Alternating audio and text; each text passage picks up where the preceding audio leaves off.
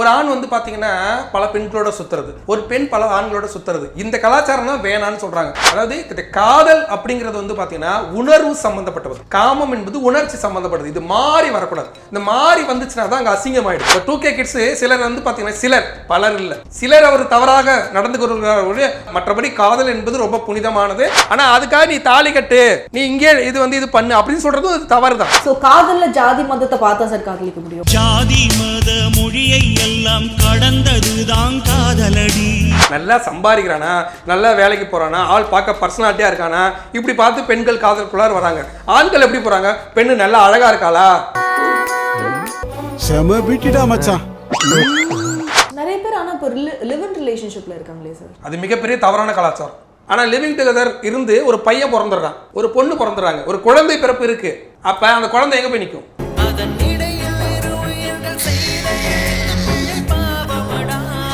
அப்பா, அம்மா, தாத்தா, பாட்டி, மாமன், மச்சான், இந்த ஒழுக்கமான கலாச்சாரத்துக்குள்ள அவன் வரான். ஆனா நம்ம படிச்சுட்டங்கிற போர்வையில நாம அந்த கலாச்சாரத்தை நோக்கி போறோம். அதுதான் தவறுங்கிறோம்.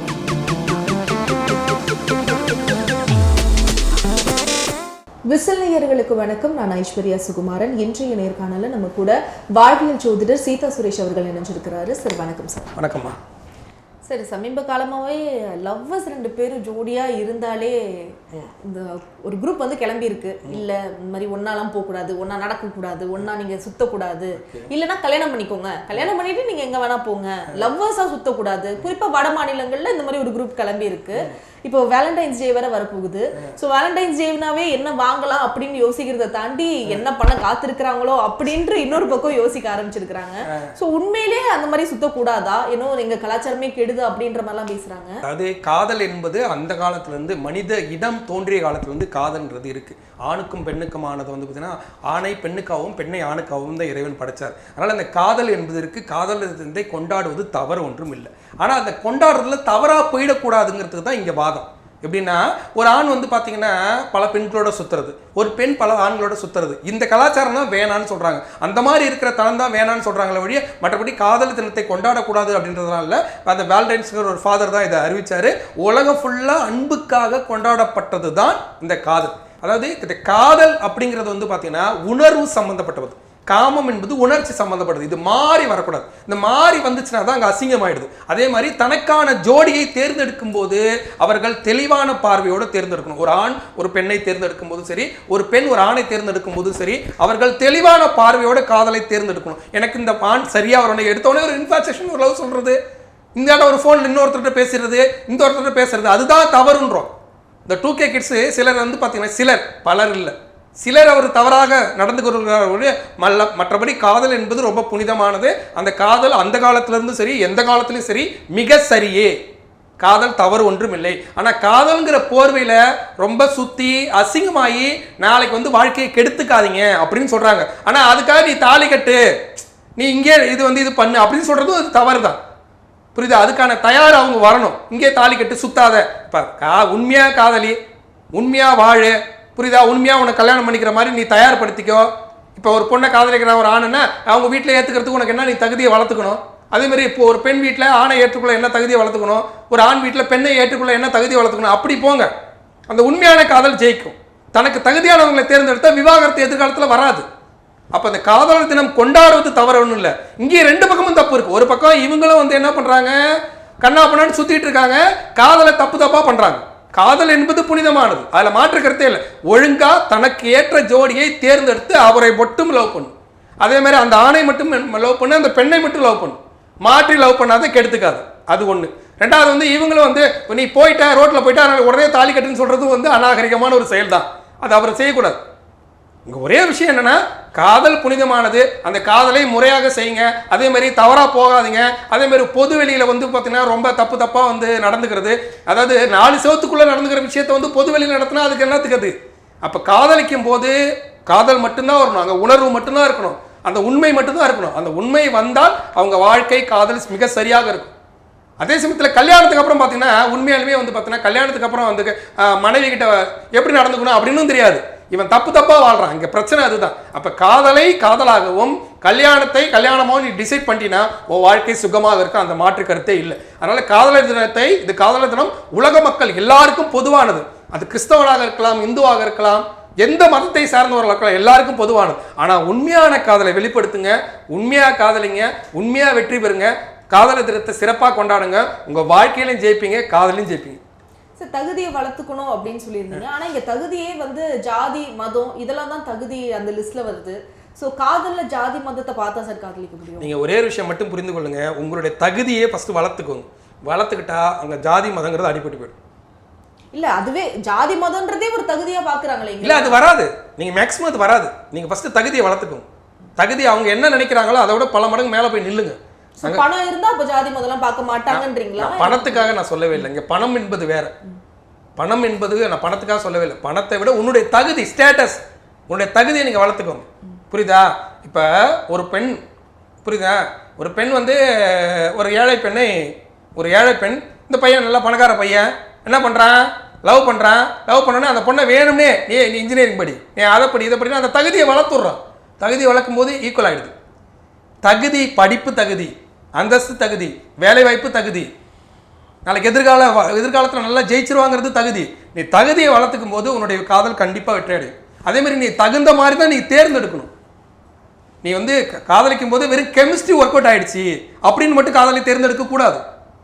எப்படி தேர்ந்தெடுக்கணும்? இந்த கெமிஸ்ட்ரி எல்லாம் தாண்டி அந்த கர்ம வினை கெமிஸ்ட்ரியா, நீங்கள் கெமிஸ்ட்ரிங்க நாங்கள் ஜோதிடத்தில் கர்ம வினைன்னு சொல்லுவோம். அது வந்து ஒரு தப்பான ஜோடியை சேர்த்து வைக்கும். அப்போ நம்ம என்ன பண்ணணும்? அப்போ தான் விழிப்புணர்வாக இருக்கணும். விழிப்புணர்வாக இருந்து தனக்கு தகுதியான ஒன்று, எல்லா விதத்துலையும் தகுதி, எல்லா விதத்துலையும் பொருத்தம். அப்படி பார்த்து காதல் வராதுல்ல சார்? இப்போ அதுதான் வாங்க அப்படி வளர்த்துக்கோங்கன்ற. கோயில் குளம் போங்க, புரியுதா? அதே மாதிரி நீங்கள் வந்து உங்களுடைய குணம், அது கெமிஸ்ட்ரி மட்டுக்கும் அதுக்கு மட்டும் முன்னுரிமை கொடுக்காதீங்கன்னு நான் சொல்கிறேன். கெமிஸ்ட்ரி மட்டும் இல்லை, ஒரு மனசை பார்த்து தான் காதலிக்கணுன்றது தானே. அப்படியே இல்லையா? நீங்கள் பெண்கள் எப்படி காதலிக்கிறாங்க தெரியுமா? பெண்களுக்கு வந்து எங்கள் ஜோதிட ரீதியாக ஆண்களை குருவாக பார்ப்பார்கள். நல்லா சம்பாதிக்கிறானா, நல்லா வேலைக்கு போகிறானா, ஆள் பார்க்க பர்சனாலிட்டியாக இருக்கானா, இப்படி பார்த்து பெண்கள் காதலுக்குள்ளார வராங்க. ஆண்கள் எப்படி போகிறாங்க? பெண்ணு நல்லா அழகாக இருக்காளா அப்படின்றத வச்சு இவங்க ஆண்களுக்கு காதலுக்குள்ளார வராங்க. இதை மட்டும் பார்க்காதீங்கன்னு சொல்கிறேன். இங்கே பிரச்சனை அதுதான் நான் சொல்கிறேன். என்ன பார்க்கணும் அப்படின்னா, இந்த பெண் அழகாக இருக்கா, அதே சமயத்தில் நமக்கு பொருத்தமாக இருப்பாளா, அழகாக இருப்பா, மாடர்ன் ட்ரெஸ்ஸாக போட்டிருப்பா, மாடர்ன் ட்ரெஸ்ஸாக லவ் பண்ணும்போது அந்த மாடர்ன் ட்ரெஸ் இவனுக்கு பிடிக்கும், கல்யாணம் பண்ண பிறகு அந்த மாடர்ன் ட்ரெஸ்ஸை வெறுப்பான். அப்போ எப்படி அந்த மனநிலை உள்ள எப்படி நீ மாடர்ன் ட்ரெஸ் பண்ண லவ் பண்ணுவேன்? அந்த மனநிலை உள்ளவன் எப்படி மாடர்ன் ட்ரெஸ் பொண்ணை லவ் பண்ணுவேன்? அப்போ நீ என்ன பண்ணுவேன்? நமக்கு மாடர்ன் ட்ரெஸ் பொண்ணு வேணான்னு தேர்ந்தெடுக்கணும். நீங்கள் தேர்ந்தெடுக்கும் போது தான் மெயின் விஷயமே இருக்குது. ஒரு பொண்ணு வந்து பார்த்தீங்கன்னா நல்லா ஜாலியாக பேசுவா, எல்லாத்தையும் ஜாலியாக பேசுவா, எல்லாத்தையும் ஜாலியாக பேசுவா, ஆனால் எங்கேயும் போய் தப்பாக நடந்து கொள்ளக்கூடிய கேரக்டர் இருக்காது. அந்த பொண்ணை போய் சென்சிட்டிவாக இருக்க ஒருத்த லவ் பண்ணால் என்ன பண்ணுவான்? நீ யாருக்கிட்டையும் பேசக்கூடாதும்பா, அங்கேயே காதல் தப்பாக போயிடும். அப்போ டைவர்ஸில் போய் நிற்கும். அப்போ அந்த பொண்ணை எப்படி பண்ணும்? அவள் ஜாலியாக இருக்கானா, ஜாலியாக ஒரு பையன் லவ் பண்ணால் பிரச்சனை இல்லை. அப்புறம் தேர்ந்தெடுக்கும் போதே நமக்கு எது பிடிக்கும் எது பிடிக்காது, அப்போ அதை மாதிரி பார்த்து தேர்ந்தெடுக்கணும். வழி அழகை வைத்தோ, அந்தஸ்தை வைத்தோ, ஜாதியை வைத்தோ, மதத்தை வைத்தோ தேர்ந்தெடுக்க கூடாது. தேர்ந்தெடுக்கும் போதே என்னுடைய குணம் இது, என்னுடைய குணத்துக்கு தகுந்த மாதிரி மேட்சா இருக்கா அப்படின்னு பார்த்து நீ தேர்ந்தெடுத்துட்டினா, உண்மையா இருந்துட்டினா, சீதன் இங்க வந்து பார்த்தீங்கன்னா சீதை ராமபுரான், அதை மாதிரி ராமன் சீதை மாதிரி ஒருவனுக்கு ஒருத்தின்னு வாழக்கூடிய கலாச்சாரத்தை தான் இந்த உலகம் கற்றுக் கொடுத்தது. உலகத்தின் முதலை காதலை சொல்லி கொடுத்தது என்ன? எனக்கு இவ தான், அந்த அவளுக்கு நான் தான் அப்படிங்கிற ஒழுக்கத்தை கற்றுக் கொடுத்ததே காதல் தான். அந்த காதலை தப்பாக பயன்படுத்தாமல் நல்ல விதமாக பயன்படுத்தி தனக்கான ஜோடியை தேர்ந்தெடுத்தால் காதல் ரொம்ப சிறப்பாக இருக்கும். காதல் தினத்தை எல்லாரும் கொண்டாடணும். ஸோ மனசை பார்க்கறத விட குணத்தை பார்த்து ஒருத்தவங்களை காதலிக்கணும், அணுகணும் அப்படின்னு சொல்லிட்டு. ஆமாம், மனசுங்கிறதே குணம் தானே. அந்த மனசுங்கிறது வேற ஒன்றும் இல்லை. மனசுனா சும்மா நினச்சிக்கோ ஒன்றுமே இல்லை. ஒரு பையன் வந்து இருக்கான்னு வச்சுக்கோங்களேன், ஒரு பையன் வந்து அன்னை தெரசா மாதிரி சேவை செய்யக்கூடிய ஒரு பையன் இருக்கான். அவனை வந்து அந்த பொண்ணு அந்த சேவை செய்யக்கூடிய குணத்துக்காக லவ் பண்ணி கல்யாணம் பண்ணிக்கிறா. கல்யாணத்துக்கு அப்புறம் அந்த குணம் மாறிவிடுமே. போய் ஊரில் சேவைன்னு செஞ்சான்னு வச்சுக்கோ, அப்போ என்னோட சேவை செய்யறது முக்கியமானு கேட்டுருவா. அப்போ என்ன ஆகிடும்? தப்பாக போயிடும். அப்போ இங்கே என்ன நீ தேர்ந்தெடுக்கணும்? என்னுடைய குணம் என்ன, என்னுடைய குணம் என்ன? இந்த குணத்தை சார்ந்தே மனசு, அந்த குணத்துக்கு தகுந்த மாதிரி நீங்கள் தேர்ந்தெடுத்துட்டீங்கன்னா உங்கள் காதல் பொய்யா இருக்காது. அதே மாதிரி பொது வெளியில் போகும்போது தவறாக நடந்துக்காம, புரியுதுங்களா? உங்களுடைய காதலரோட நீங்கள் போகிறது அப்படிங்கிறது தவறு ஒன்றும் இல்லை. ஆனால் அங்கே தவறாக நடந்துக்காம, அதான் நான் திருப்பி சொல்கிறது என்னன்னா, காதல் என்பது உணர்வு சம்மந்தப்பட்டது. திருமணம் வரலைக்கும் அது உணர்வோடு தான் நிற்கணும். அந்த உணர்ச்சி எடுபடக்கூடாது. எடுபட்டுதுன்னா தப்பாக போயிடும். அப்படி நீங்கள் பண்ணிட்டீங்கன்னா அந்த காதல் மிக மிக சிறப்பாக இருக்கும். காதலர் தினத்தை உலகம் ஃபுல்லாக கண்டிப்பாக கொண்டாடலாம். அன்னைக்கு வந்து பார்த்தீங்கன்னா அது யார் காதலிக்கிறார்களோ அவர்கள் ஜோடியாக கோயிலுக்கு போங்க, இல்லை வந்து மனசு விட்டு பேசிக்கோங்க, நல்ல விஷயம் எதிர்காலத்தை பற்றி சிந்திங்க, புரியுதா? அது கண்டிப்பாக மிக சரியான ஒரு வாழ்க்கையை ஏற்படுத்தி கொடுக்கும். நிறைய பேர் ஆனால் இப்போ லிவ் இன் ரிலேஷன்ஷிப்பில் இருக்காங்களே சார், அது மிகப்பெரிய தவறான கலாச்சாரம். லிவிங் டுகெதர் அப்படிங்கிறது வந்து பட் பார்த்தீங்கன்னா அது நிறைய இளைஞர்கள் வந்து அதை ஏற்றுக்கிட்டாங்க. இது வந்து ஒரு மாடர்ன் கல்ச்சர். அது மிக மிக தவறான கலாச்சாரம். எதிர்காலத்தில் வந்து பார்த்தீங்கன்னா அது மிகப்பெரிய அழிவுக்குள்ள கொண்டு இல்ல அவங்க சார்பில் என்ன சொல்லப்படுதுன்னா, கல்யாணத்துக்கு முன்னாடி கல்யாணத்துக்கு அப்புறம் ஒருத்தரை தெரிஞ்சு அது டிவோர்ஸ்ல போய் முடியறதுக்கு நாங்க இப்பவே லிவ் இன் ரிலேஷன்ஷிப்ல இருந்து ஒருத்தர் நான் முழுசா தெரிஞ்சுக்கிறேன், அவரை நான் புரிஞ்சுக்க ட்ரை பண்றேன், அதுக்காக தான் லிவ் இன் ரிலேஷன்ஷிப்ல இருக்கேன்னு சொல்லி அவங்க சார்பில் சொல்றாங்க. ஃபர்ஸ்ட் நான் என்ன சொல்றேன்னா, இவங்க லிவிங் டுகெதர்னு சொல்றேன், லிவிங் டு ரிலேஷன்ஷிப்ல இருக்காங்கன்னு சொல்றாங்க. அதே தான் அதை நான் என்ன சொல்றேன்னா, அதை வெறும் காதலா மட்டும் கொண்டு போங்க. லிவிங் டு ரிலேஷன்ஷிப்ங்கிறது காமத்தை உள்ள கொண்டு வராங்க, அதை கொண்டு வராதுங்கிறேன். நான் அங்கதான் தப்பு பண்றேன்னு சொல்றேன். கலாச்சாரம் வந்து உணர்வு சம்மந்தப்பட்ட. இப்போ காதலாக இருந்து பிரேக் ஆகிடுச்சுன்னா என்ன சொல்லுவீங்க? பரவாயில்ல வேற கல்யாணம் பண்ணிக்கலாம்.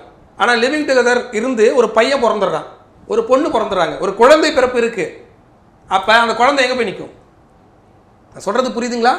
அதனால் அது தவறு. அப்போ கல்யாணத்துக்கு முன்னாடி காதல் மட்டும்தான் இருக்கணும், அங்கே உணர்வு மட்டும்தான் சம்மந்தப்படணும், அங்கே உணர்ச்சி சம்மந்தப்படக்கூடாது, அங்கே காமம் உள்ளே வரவே கூடாது. அப்போ காமம் வந்து லிவிங் டுகெதரில் இருந்தீங்கன்னா அது மிகப்பெரிய தவறு. அந்த ரிலேஷன்ஷிப்புக்குள்ள போகிறதால தான் இவங்க இந்த மாதிரிலாம் வந்து தாலி கட்டு அந்த மாதிரிலாம் சொல்லிட்டு இருக்காங்க. அது தவறு. அது புதிய கலாச்சாரம். படிப்பு என்பது அறிவை வளர்த்து கொள்ள, கலாச்சார சீரழிவை தருவதற்கு இல்லை. இப்போ அமெரிக்கா, ஆஸ்திரேலியா, வெளிநாடுக்காரெல்லாம் நம்மளோட ஒழுக்கமான வாழ்க்கைக்கு வரான்.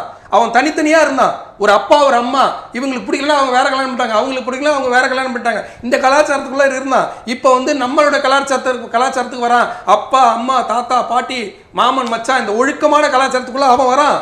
ஆனால் நம்ம படிச்சுட்டங்கிற போர்வையில் நம்ம அந்த கலாச்சாரத்தை நோக்கி போகிறோம். அதுதான் தவறுங்கிறோம். எந்த கலாச்சாரமாக இருந்தாலும் நல்ல விஷயத்தை எடுத்துக்கணும், கெட்ட விஷயத்தை விட்டுருணும். நல்ல விஷயங்கிறது என்ன? காதல் நல்ல விஷயம் தான், அதில் தவறு இல்லை. அந்த காலத்துலேருந்து இந்த காலம் வரைக்கும் மனித இனம் தோன்றியதுலேருந்து காதல் சரிதான். ஆனால் லிவிங் டுகெதர்லாம் டோட்டலாக தப்பு. அதெல்லாம் வச்சுக்க கூடாது. காதல் என்பது உணர்வு, புரியுதுல? அது உணர்வாக காதல் வரைக்கும் லவ் பண்ணுற வரைக்கும் அந்த உணர்வு மட்டும்தான் இருக்கணும். அங்கே வந்து நீ செக்ஷுவல் ஆக்டிவிட்டியில் போயிட்டா நீ தப்பாயிடுவேன், அங்கேயே முடிஞ்சு போச்சு. அதுக்கப்புறம் என்ன பண்ணணும்? கல்யாணம் என்பது உணர்ச்சி சம்மந்தப்பட்டது. அப்புறம் தான் உனக்கு அந்த செக்ஷுவல் ஆக்டிவிட்டியில் நீ போகணும். அப்புறம் அதில் குழந்தையே, அதுக்கப்புறம் அது ஒரு புரிதல், அதுக்கப்புறம் உன்னுடைய வாழ்க்கையை, உன் குழந்தை, உன்னுடைய அப்பா அம்மா அப்படின்னு போகும்போது அந்த குடும்பம் சுபிட்சமாக இருக்கும். அது வந்து வாழ்க்கையில் நல்ல ஒரு தளத்தையே தரும், வெற்றியை தரும். அதை விட்டுட்டு எங்கே மாறுபட்டாலும் அது தவறாக போயிடும். உங்கள் நேரத்திற்கு நன்றி. நன்றி.